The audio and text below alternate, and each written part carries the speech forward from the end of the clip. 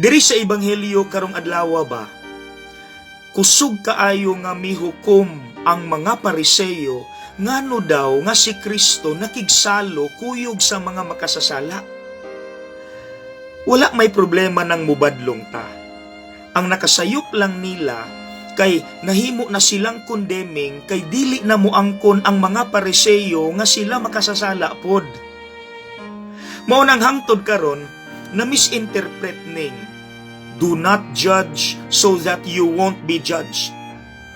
Maunang daghan nato dili na lang mubadlong kay mahadlok ta nga masumbalik sa atoa ang atong gibadlong. So ato ning klarohon. Walay problema mga igsuon kung mubadlong ta sa tawo nga nasayop. Bisan pag makasasala ta, bisan pag ibalik nila ang atong imperfections, ato ng trabaho ang mubadlong. Ikaduha, walay problema ng mubadlong ta basta ang kamatuuran nga atong gigamit sa pagbadlong anang tawhana gikan gyud sa Dios. So para na siyang kaayuhan. Ikatulo, walay problema ng mubadlong ta basta ang atong pagbadlong is kanang fraternal correction, kalma, inigsuon.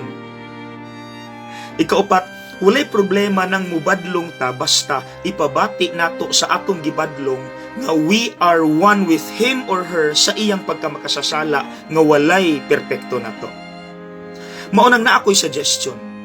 Instead nga muingon ta ikaw, you sa atong pagbadlong sa usa ka tawo or daghan baka sila, sugod karon make this a habit. Gamitan ni we, kita. Sample. Bay, dili gyud ta dapat magpabadlong bay kay di gyud siya maayo. Ikaduha, kita manggod dali ratang matintal no. Ikatulo, maningkamot unta ta nga magbag-o. Lami paminaw no. Kung ako'y maminaw ato, madasig kong magbag-o kay nabati nako tablat ang tanan, makasasala ang tanan. Walay nagpa-perpekto nato. Kaysa na ingnon ta nga, ikaw ayo nagpabadlong, ikaw makasasala kang dako. Sakit paminawon, murag hugaw na gyud ko kaayo. Make this a habit. Sugod karon. Whether usa ka tawo or daghan imong istoryahan or badlongon, we gyud, kita. Try gani. Okay? God bless.